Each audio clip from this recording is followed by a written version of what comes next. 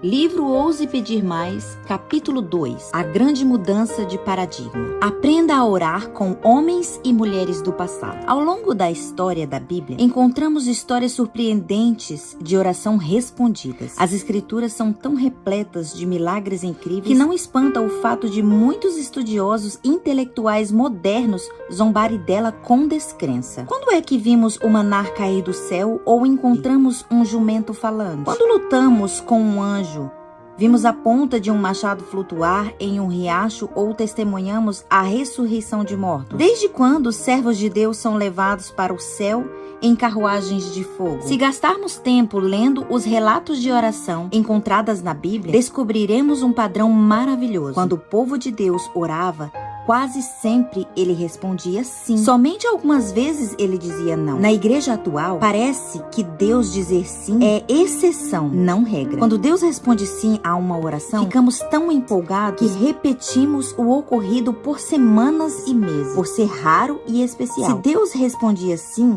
com tanta frequência na Bíblia, o que mudou para nós hoje? Grande parte do problema é que nos aproximamos da palavra de Deus com dúvida. Talvez pensemos, não podemos levar essas histórias bíblicas a sério demais, pois aconteceram nos tempos bíblicos e hoje é diferente. Deus não trabalharia da mesma forma na atualidade. Então, editemos a Bíblia e filtremos por meio de nossos pensamentos modernos. Mas Deus mudou?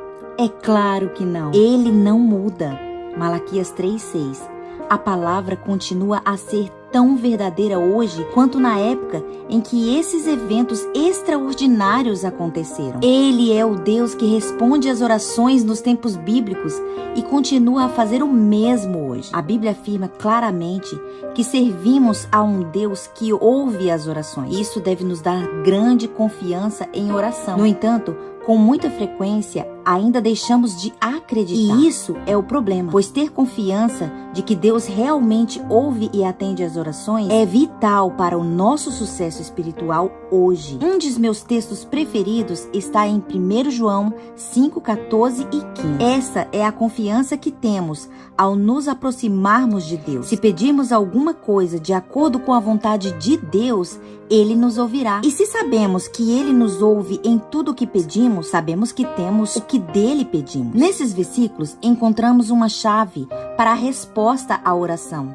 Devemos orar de acordo com a vontade de Deus. Mas o que significa isso? Ao se referir a essa passagem, Ellen White escreveu: devemos pedir as coisas que Ele prometeu e tudo o que recebemos deve ser usada para fazer sua vontade. Satisfeita as condições, a promessa de resposta à oração é certa. Ao ler a Bíblia, logo é possível descobrir um padrão.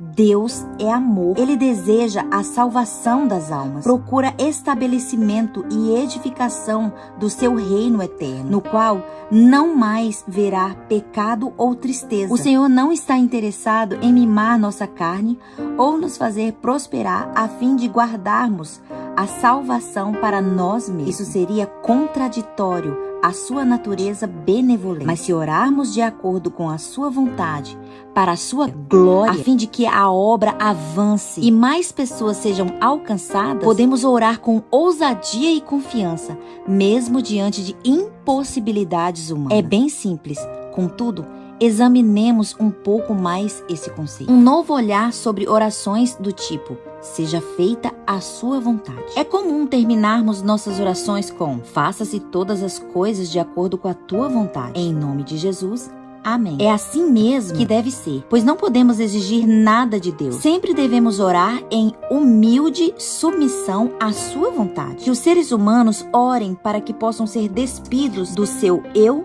e possam estar em harmonia com o céu. Peçam: não se faça a minha vontade, ó Deus, mas a tua. Que as pessoas tenham em mente que os caminhos de Deus não são os seus caminhos, nem os pensamentos dele os seus pensamentos. Será que não entendemos completamente o que Deus deseja nos ensinar por meio do convite? Ore de acordo com a minha vontade e a minha resposta será sim? Será que seja feita a vontade de Deus tornou-se apenas um chavão que acrescentamos ao fim de nossa oração só para ficar tranquilos caso as coisas não ocorram do jeito que esperamos? A Bíblia registra a oração de Josué quando este ordenou o sol que permanecesse imóvel. Sol, pare sobre Gibeon, e você, ó lua, sobre o vale de Aijalon. Josué 10:12. Não teria sido sábio terminar essa oração com: se for da tua vontade, ó Deus? Dessa maneira, ele se sentiria protegido se o sol não obedecesse. Por algum motivo, porém, o líder do povo não orou dessa maneira. Quando Josué orou pedindo que o sol ficasse parado, ele já sabia que isso estava de acordo com a vontade de Deus, pois o Senhor havia prometido vitória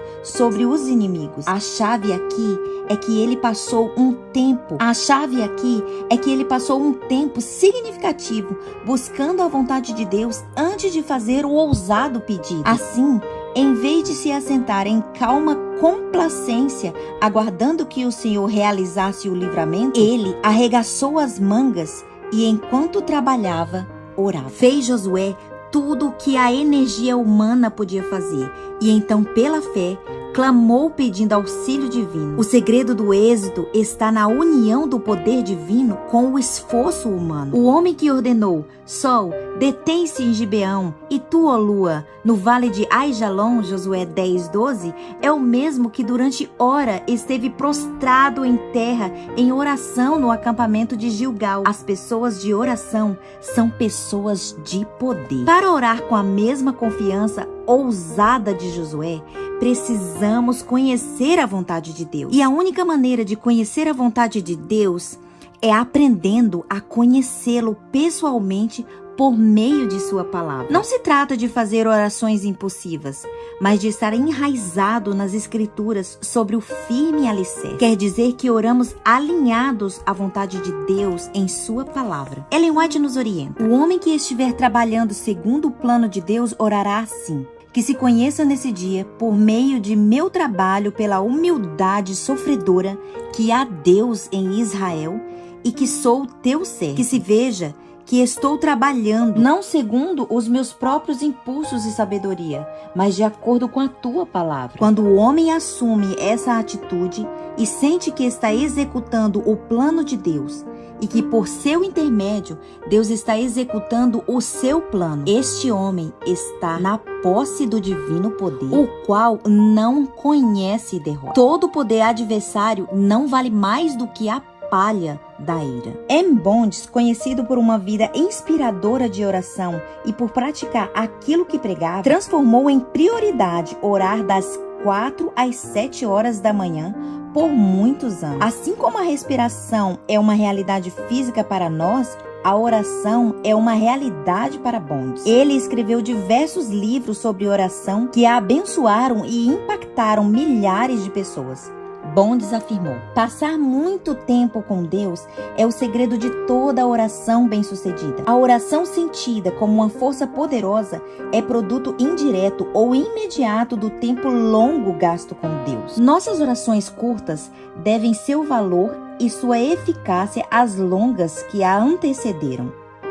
A oração curta, para prevalecer, não pode ser feita por aquela que não prevaleceu com Deus em uma batalha poderosa de grande continuidade. A vitória de fé que Jacó obteve não teria sido conquistada sem a luta ao longo da noite inteira. O conhecimento de Deus não acontece por meio de chamadas ocasionais e inesperadas. Deus não derrama seus dons sobre aqueles que vêm e vão de maneira casual ou apressada. Muito tempo a sós com o Senhor é o segredo para conhecê-lo, para ter influência junto com ele. Deus cede diante a persistência de uma fé que o conhece. Ele derrama seus mais ricos presentes sobre aqueles que expressam desejo e apreço por esses dons, por meio da constância, bem como do fervor de sua insistência. Temos nós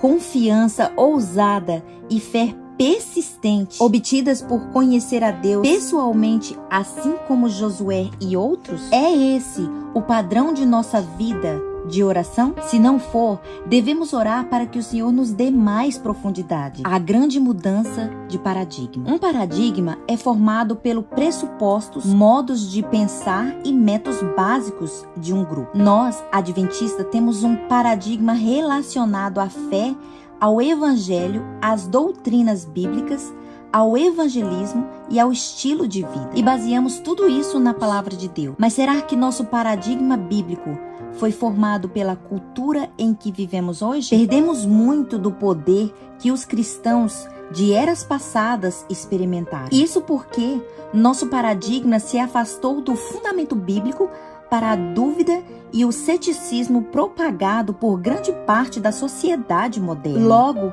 para que nossa vida e o nosso ministério mudem para melhor, necessitamos desesperadamente de uma grande mudança de paradigma em nossa caminhada e fé espiritual. Já definiram insanidade como continuar a fazer a mesma coisa esperando receber resultados diferentes. Se queremos ver resultados diferentes, se queremos ver os reinos deste mundo abalados, assim como nos dias de Pentecostes, se queremos ver que a chuva serôdia inunde nossa vida e nosso ministério, se queremos ver o evangelho pregado em todo o mundo, algo precisa mudar nossa maneira de viver e ministrar. Para que possamos chegar ao lar, esse algo somos nós mesmos, nossa forma de viver e de orar. A igreja moderna reconhece que algo precisa mudar. No entanto, nem todas as mudanças que ela defende são apoiadas pela palavra de Deus. As respostas das quais necessitamos desesperadamente não estão nas últimas grandes técnicas de invocação, ou em programas, ou em algum tipo novo de oração mística. Não, as respostas das quais precisamos estão nos exemplos de homens e mulheres do passado.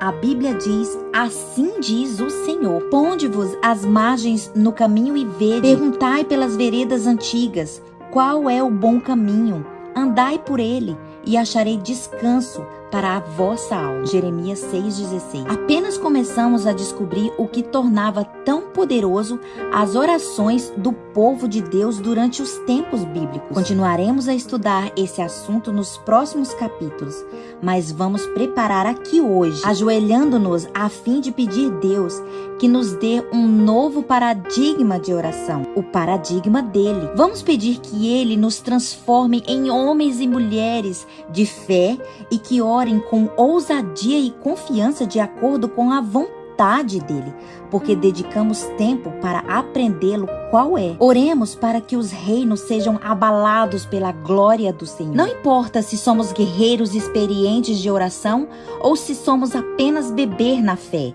que todos nós ousemos pedir mais.